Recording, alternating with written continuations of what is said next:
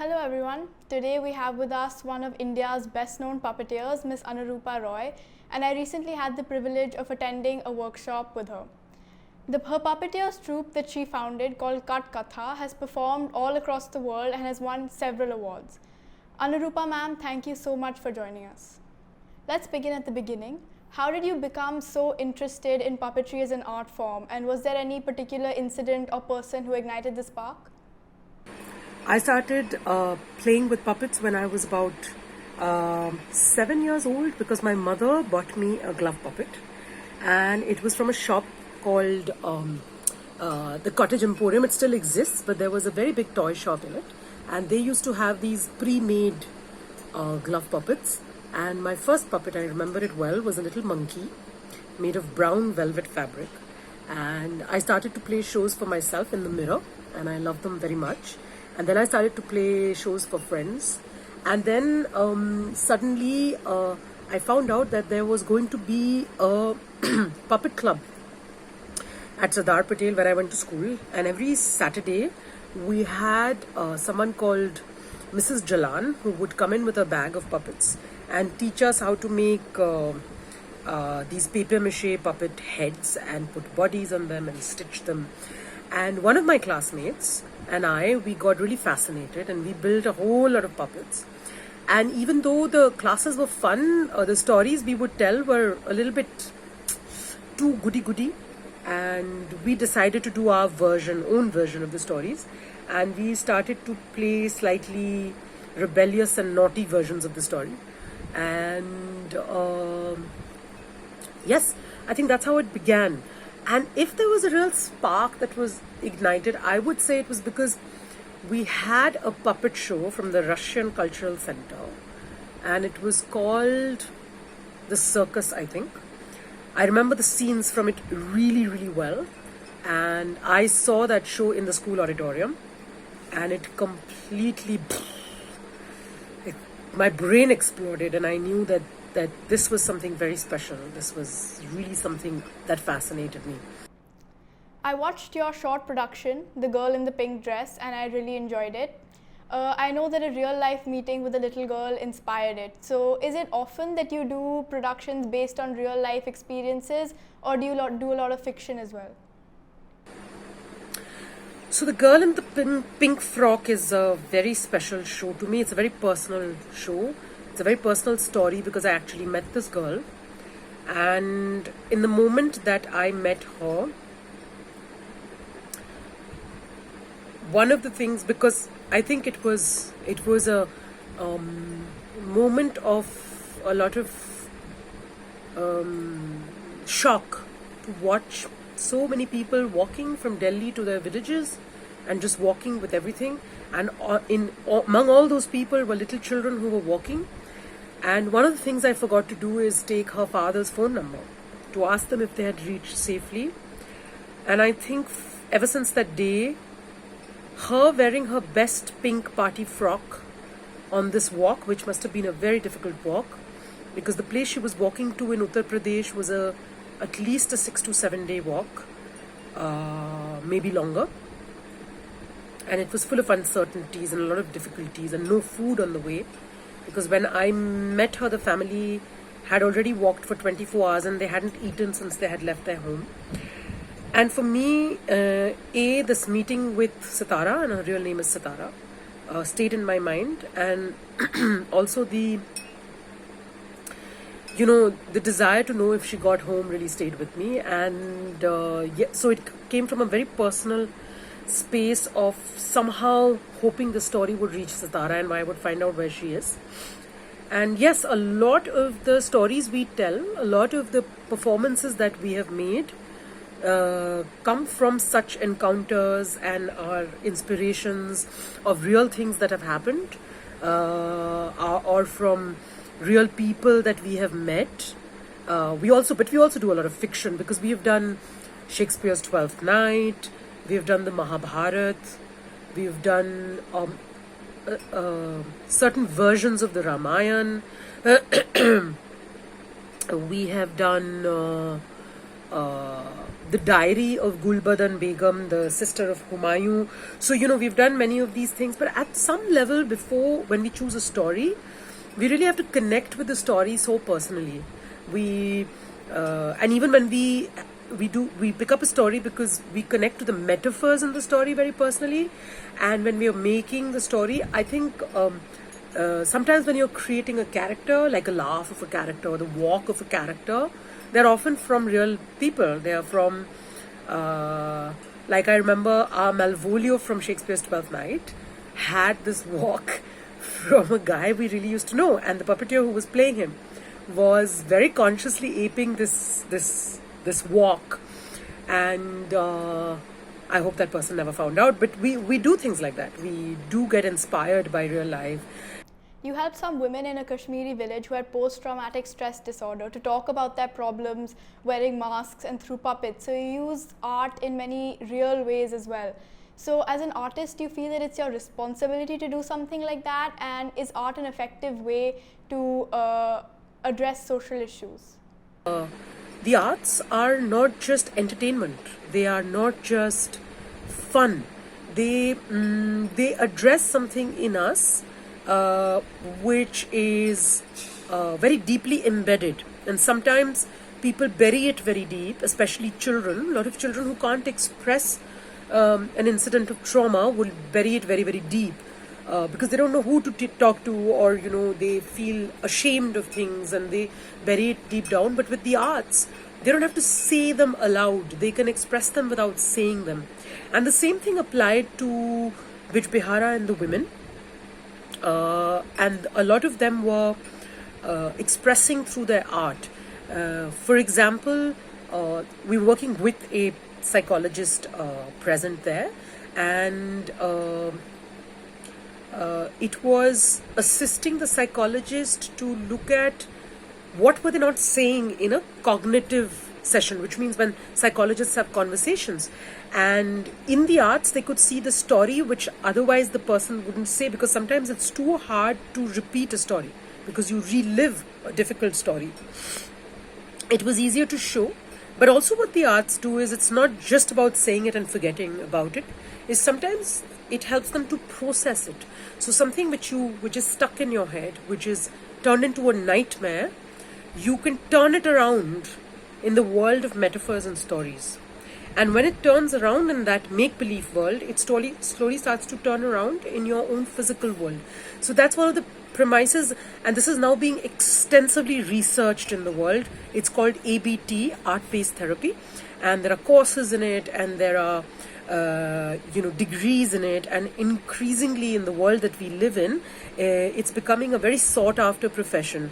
So yes, I find that the arts are a very interesting and a very important tool of addressing social issues, because some things which you can't say are very well addressed with the arts. Some things can't be said in society because it's taboo, or people will mind, or people will hold a grudge because it's a human being standing there saying something.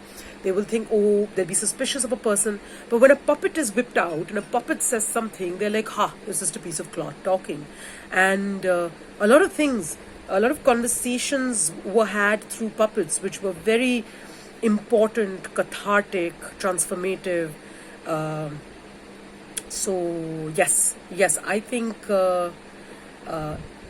you can call it using the arts in a real way. I like that phrase. And we call it applied arts because it's not just for performance on stage and entertainment. So approximately how long does it take an idea to go from a concept to a performance? So concepts are turning into performances. Really, the time varies. Some performances happen very quickly. Like The Girl in the Pink Frock, it's a very short show, of course. But the story was so real, and it was really a retelling of a situation. And I had a fantastic writer, Aditi, who wrote this beautifully imagined story of what's going on in the girl's head. So, and there are about 60 puppets and backdrops in that story. So it went very quick. With edit and everything, it was done in 3 weeks, 4 weeks. But some of our bigger productions, like the last production we did was the Mahabharat. The Mahabharat, it took us a year and a half to research. It took us a year and a half to make the puppets, improvise, work with a dramaturge, and then rehearse it and present it. And whenever we do plays, we never do the first show as the final show. We always test it. So we ran a lot of tests with smaller audiences. We took a lot of feedback. Once people had given us feedback, we went back to the storyboard. We scrapped things. We edited things. The writer rewrote things. The musicians recomposed. So because in most of our shows the music is original, so there's someone composing the music, the writer writes original work. Some of these are adaptations, so there's a lot of research involved. So something like the Mahabharat, in India we have the written Mahabharats, we have the versions, we have the academic researches, we also have many oral and performed Mahabharats. So it entailed almost 6 months of traveling everywhere to watch, from Kathakali, Kudiyattam, Panduanis, so many versions. So there was a lot of watching them, then a lot of reading them, a lot of hearing oral versions, and there are many traditional forms which have the Mahabharata. So something like that, which is such a big project, because it's not, it's big because it's such an important story in India. Everybody knows it, and every part of India has a different version of it, and people tell it in their own way, and they really own the story. So it had to be a very, very, very in-depth research. So I would say between thinking of a concept and creating a performance, it's easily 6 months, and with the Mahabharata it was 3 years. So yes, it's a considerable time, and there's no one set pattern there. Did you always know that you would have a career in puppetry? I'm currently at the age where career options are at the back of my mind, and I'm sure that my friends would also love to know if choosing puppetry as a career was a risky choice or an easy one. So did you face any resistance, or has it been smooth throughout? So this career in puppetry is a very interesting journey. So as I told you, the idea, the seed of the idea started in school, and we started performing a lot in school. And I remember when we were in class 11 and 12, they would invite us very often to the nursery. Nursery used to have a camp, so we used to go and perform in their camp. Sometimes when there was like an event in the nursery and the children had to be entertained, we would go and perform for them. So there were things like this we were invited for. At the same time, we started getting invited to birthday parties, and we started getting invited to, which was a lot of fun. You'd get khana and free cake, and so at that point the idea was not to make it a career, but it was very clear that it was getting more and more involving and more exciting. And then after I finished school, I went to Lady Shri Ram College, and in college you want to be really cool, so I didn't tell anyone I was a puppeteer, because I thought everyone in college will think that's uncool because that's kid stuff and things. And then in college I was performing a show for children for the after college National Social Service program, where the neighborhood children come in to study. And we were behind a black screen in our auditorium, and we were performing, and we didn't realize that so many of the my classmates who lived in the hostel or were working after college were actually present and watching the show. And after we finished, they all came up and said, "This was so much fun, this was so exciting, this was so crazy, we loved it, you have to do something for us." And then I did something for my classmates, and I said, "Listen, no, don't tell anyone I do this, because I want to be in the drama society and be really cool." And then when I was performing for my classmates, somebody from the drama society was present there, and they were like, "This is great, this is hilarious, we want to see more of this." And it just kept growing till I was performing for college events, like we have the big annual day in college and things. But what started to really sink in is puppet theatre is not just for children, number one. Puppet theatre is for children, adults, everybody can watch it and they enjoy it. Puppet theatre had the potential to be really satirical. So I remember in college we started doing a lot of political satires, satires about being in college, growing up, satires about women being women in Delhi, and they really went down well with the audience.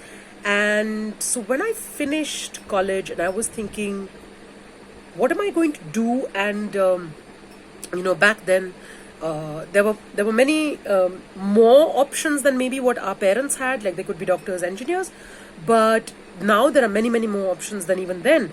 And back then, I think one of the key options which had emerged was you could do mass communications, make documentary films, and look at this new field which was opening up. And I thought maybe that's a good idea. Maybe I could do that, and maybe somehow by doing that I could continue to be a puppeteer, because I wasn't really acknowledging to myself that I could be a puppeteer, because people did not have careers which were puppetry. It was not very well known. And I remember my college principal telling me, because you had to get recommendation letters from them, saying, why do you want to do this? So I got admission into one of the mass comm colleges, and she said, but you're a puppeteer, why do you want to go there? And it slipped out of my mouth, because there used to be a puppet theatre, small segment of puppet theatre. I said, because I want to do the segment on puppet theatre. She said, why don't you just do puppet theatre? And I think that's the day it really struck me that, yes, this could be a career. I could do this full time, and how wonderful to do what you absolutely love all the time, all day long. And that was that. So I did not go to the mass comm course. I chose to be a puppeteer instead. And this very interesting and crazy journey began. And you asked me if there were any challenges. So I think one of the key challenges is how people look at you when you choose an offbeat career. And I would say I was very lucky, because my family supported me the entire way. But I think that is key, that if you have support. And the other very important thing is to then get yourself the training that you need, because no matter what you do, a good training sees you in very good stead. And that was something that my parents had advised me to do, and I look back and think, this is fantastic. But the big problem was, in India there was nothing. There was no puppet training, there were no courses, there were a few puppet theatre companies, but they didn't have a system set up to train people. For anyone who's contemplating taking up the arts professionally, and puppetry in particular, what would you say that one needs to be prepared for? Do you have long working hours, and do you travel a lot? And how often do you perform? So I've already answered half of this. If you want to do puppetry professionally, or be an artist professionally, so for different art forms now it's very different, because things like commercial art or the plastic arts, which is sculpture, etc. We've always had universities in India-wide, but in puppet theatre there was no training until recently. In 2014, the Union of Puppeteers, this is an association of puppeteers, which is many of us, we set up a number of courses. So these were beginners courses, and once you did the beginners course, you could do the foundation program, and the foundation program takes in young people. They have to be post 18, so ideally they should finish school, and if possible also finish college, but as long as you have your school degree. And it's roughly a 6-month course, 6 month to a year long course, which with a hands-on element where you're taught all the crafts of carving, thermocol, wood, everything we use for puppet theatre, sculpture, drawing, things like the movement of puppets, anatomy, music. So there are many elements in that. And then a lot of people, the students are then given an internship opportunity to learn, and many of the students they continue to optimize the internship opportunity and work with the company they start with, the puppet theatre company, and stay on. Some go on to do freelance work, some go on to study, do a little shows, a few shows, and learn more things. And many of them then come back for the advanced master classes. So now we have many opportunities, and if you start early enough, there are very good courses of puppet theatre in France, in Poland, in Hungary. In fact, all of East Europe has puppet schools, and in West Europe, Germany and France have two good schools. Canada has a school now, and Iran has two fantastic schools. Israel has a school, and there are a few others across the world. So it's possible to get these 3.5 year Master of Fine Arts degrees in puppet theatre. And the career options are also really growing, because when I started there was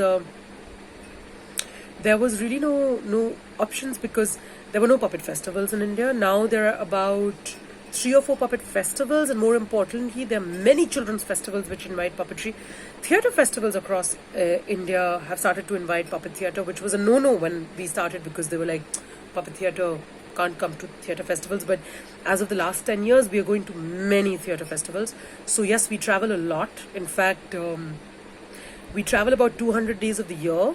We're really on the road, out of which I would say in India, the season for performances is October, November, December, January, February, March. So we are traveling through festivals across India. And normally it's in summer, which is May, June, July, August, is where we do the international circuits, because there are also many international puppet festivals and also many international puppet projects which we are a part of. So I would say it's about 200 days of travel in a year, of which there would be some residencies where we would be working with other artists and developing programs. Sometimes we spend time in a school in another city. So, last year, for example, I was with a children's theatre in Bangalore, and I stayed with them for 1 month, and I directed a children's performance with puppets. So many of us do many different kinds of things. In Katkatha, we have sculptors, dancers, who are all come from that training, actors, and then they became puppeteers. So they choreograph puppets or puppet performances. They create puppets for people, and these are sometimes sold, sometimes hired out. They're commissioned. There are commissions to make puppets. So it's a wide variety of work and possibilities. And there's an added area of television puppetry, like NDTV had Gustakhi Maaf, and there was Gully Gully Sim Sim. So many puppeteers are performing for television channels for very specific television programs. So this is really an expanding world with a lot of expanding possibilities. I've watched all your puppetry introduction videos and I've enjoyed them very much. Which style of puppetry would you say is your favorite? What style of puppetry is my favorite? This is difficult to answer because I just love all puppets equally. But I would say what I use very much, I use very frequently, is something which is inspired by a Japanese technique called bunraku. And in bunraku theatre, there are 3 puppeteers who move 1 puppet. And the reason that it excites me is not just because of the puppet form itself, but because it's an excellent way of training performers to understand their own bodies. And I feel that any performer, whether it's a dancer, whether it's an actor, even if it's a speaker, they really need to know, they really need to understand their own body as an instrument. They need to understand how the body works, how the body moves as a science. And I have come to understand that the arts are not frou-frou. They are not just, I get a creative idea when I can, but the arts are actually science. They're very scientific. There's a lot of precision involved in delivering your art form. So you have to be very clear about what you want to say. You have to really know technique, and you have to keep practicing and honing, like a musician does. A musician is, learning music is about precision. You will hit the chords, same chords again and again, if you practice till perfection. And you only improvise once you know your keys really, really well. So music is like a language, dance is like a language, puppet theatre is like a language. You need to know the alphabets, then you learn the words, then you learn sentences, and then you compose. Then you can compose poetry or haikus or write essays or novellas. Who knows? So I think it's it helped. Bunraku really helped me not only learn a grammar for puppetry, but also teach this grammar to other people, so that there could be many puppeteers. So very often people are told, you're either born an artist or you're not an artist, and I don't believe that.